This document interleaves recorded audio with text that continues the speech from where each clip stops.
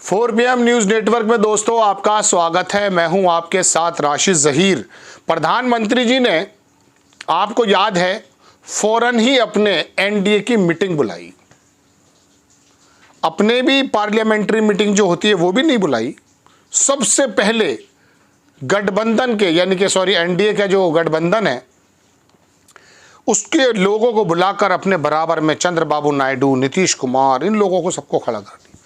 पीछे जयंत चौधरी, सब लोगों को, अपने लोगों से मशवरा भी नहीं हुआ।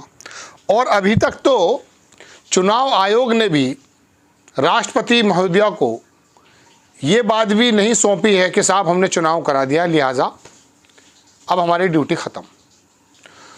और इस्तीफ़ा देने पहुंच गए और बताया जा रहा है कि 7 तारीख को बुला करके बैठक, न्योता लेने जाएंगे महामहिम से और 8 तारीख को शपथ ले लेंगे। इतनी जल्दी क्या है?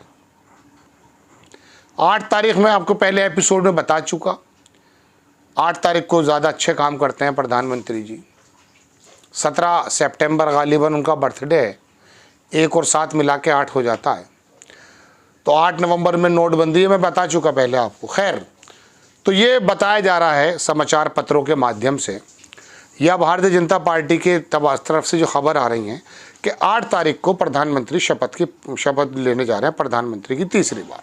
इतनी जल्दी, जब ये कहा जा रहा है कि साहब नैतिकता के आधार पर इनको छोड़ देना चाहिए, मैं तो नहीं मानता हूँ, क्योंकि उनको बहुमत से थोड़ी सीटें तो कम मिली हैं, 240-42 मिली हैं। आपको तो टोटल भी इंडिया गठबंधन को इतनी नहीं मिली है, तो वो दावा क्यों छोड़ देंगे?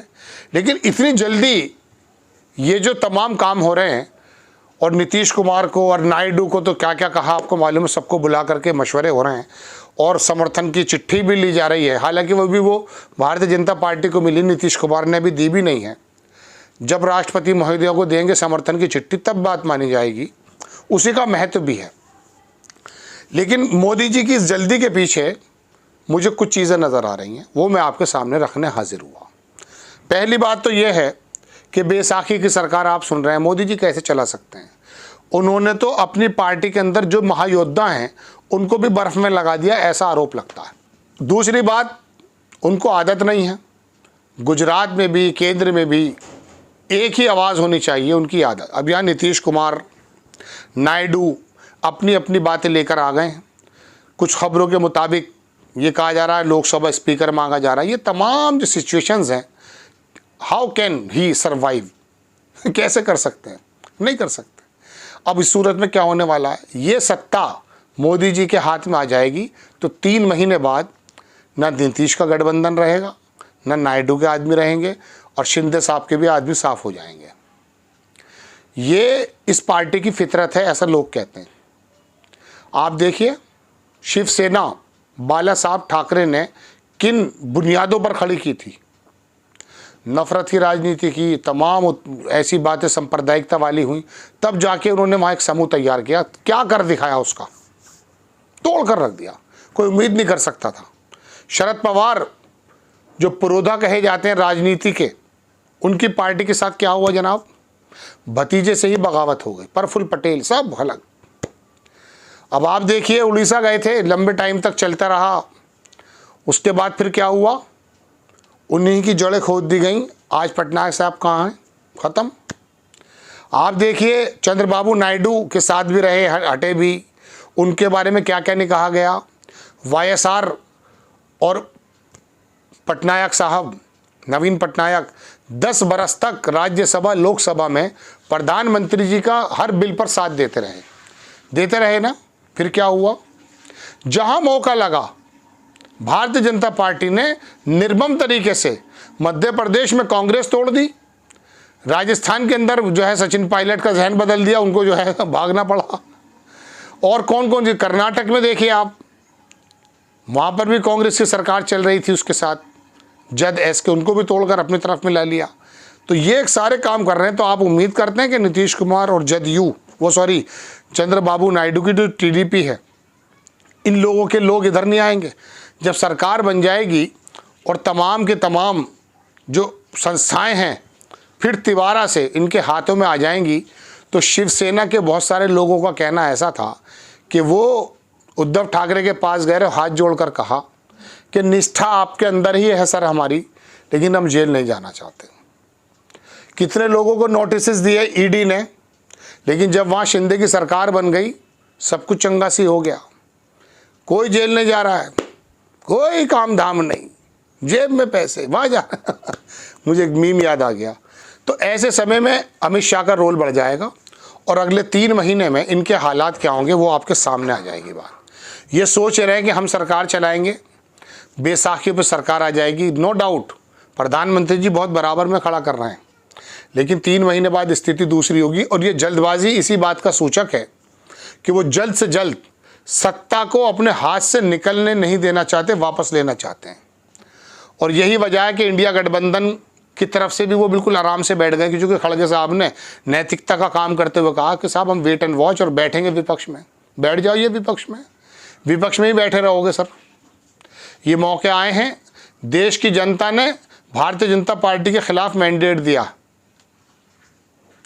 ज़्यादा लोग ऐसे हैं जो इनके साथ में अपने पहले एपिसोड में बता चुका कि जिनका मतभेद है, वैचारिक मतभेद है, वो भारतीय जनता पार्टी की विध्वंसकारी जो नीतियां बताई जाती हैं उनके पक्ष में नहीं है। नीतीश कुमार को तोड़ा है, शिंदे को तोड़ा है, अजीत पवार को तोड़ा है, सब लोगों को तोड़कर तो ये लाए हैं। तो इनका कौन सा गठबंधन? और आपके साथ जो हैं, मैं आपको पहले बता चुका, वो सब आपके साथ ही हैं वैचारिक रूप से, कांग्रेस के साथ वैचारिक रूप से। अखिलेश यादव भारतीय जनता पार्टी की वैचारिकता नहीं रखते हैं। तेजस्वी यादव, ममता, ये तमाम लोग इनके खिलाफ हैं। तो ऐसे समय में ये जल्दबाजी इस बात का सूचक है कि तीसरी बार सत्ता हाथ में आ जाएगी और बहुत जल्दी इंडिया गठबंधन पैसे तो ठंडा ही बैठा, कुछ कर नहीं रहा है, उनको कुछ करने का मौका न दिया जाए। और अगले 3 महीने बाद स्थिति ये होगी, ये सोच रहे ये हैं कि नीतीश कुमार के साहब हमारी चलने वाली है, और नायडू साहब सोच रहे हैं कि स्पीकर हम ले लेंगे। अच्छी बात है, अपनी अपनी शर्तें रख रहे हैं, चौकस रहना भी चाहिए। लेकिन मैं आपको बता दूँ, अमित शाह जिसका नाम है, उनके बारे में कहा जाता है कि वो चाणक्य हैं। पता ही नहीं चल पाता जयंत चौधरी कब छोड़ के भाग जाते हैं। मैं आपको बता रहा हूँ ना, किसी प्रदेश में और अपने लोगों को किस तरह से बर्फ में लगा देते हैं, ये भी आपको मालूम है। तो ये स्थिति जल्दबाजी मोदी जी की दिखाई ये दे रही है। वरना ईमानदारी की बात तो यह है कि जिस तरह से इनको 272 और 303 से धकेल कर नीचे डाल दिया गया है, इनको कम से कम ये कहना था भाई अब कोई और चेहरा बना दिया जाए। 75 साल का तो मैं होने वाला हूँ, लिहाजा नितिन गडकरी, शिवराज चौहान, आरएसएस के मशवरे से, लेकिन बहुत जल्दी कोई अपने बंदे से मशवरा नहीं, कोई अपने लोग बुलाए नहीं। अरे फोरन नायडू को बुलाओ, अरे सौरन नीतीश जी को बुलाओ, और आ करके उनका आदर सत्कार, और ये है और वो है। ऐसे आदर सत्कार हुआ करता है सबका जनाब। नीतीश शरद पवार के तो पैर छूते थे प्रधानमंत्री, तोड़ कर फेंक दिया, सिंबल भी नहीं मिला। स्पीकर का मूड बदल गया, केजरीवाल जेल में। तो ये हालात हैं। तो आने वाले इनकी जल्दबाजी से यही दिखाई दे रहा है दोस्तों कि ये काम करने जा रहे हैं। दुनिया कह रही बैसाखियों पे सरकार चलेगी, नहीं, महीने 20 दिन बैसाखियों पे सरकार चलेगी। अमित शाह जैसे चाणक्य जहाँ हैं, वो इन पार्टियों में तोड़ फोड़ करके कब ये लोग इधर आ जाएंगे पता नहीं चलेगा। और अभी तो 16-18 इंडिपेंडेंट भी हैं, ये सब लोगों को अपने पास ला करके अपने आप को मजबूत करेंगे, भारतीय जनता पार्टी को मजबूत करेंगे। थोड़े से 30-35 लोग कम हैं, वो ले आएंगे ये, और आप ही लोगों में से आएंगे। इसीलिए ये जल्दबाजी है कि जल्दी से सारी की सारी ताकत अपने हाथ में दोबारा ले ली जाए। और वहाँ नैतिकता का दुहाई दे रहे हैं खड़गे साहब। विपक्ष में बैठेंगे, बैठे रहिए आप। आपको खबर कैसी लगी अपनी राय कमेंट्स बॉक्स में ज़रूर दीजिए। चैनल को सब्सक्राइब कीजिए, शेयर कीजिए। नेक्स्ट टाइम में किसी खबर के साथ हाजिर होता हूँ। जय हिंद।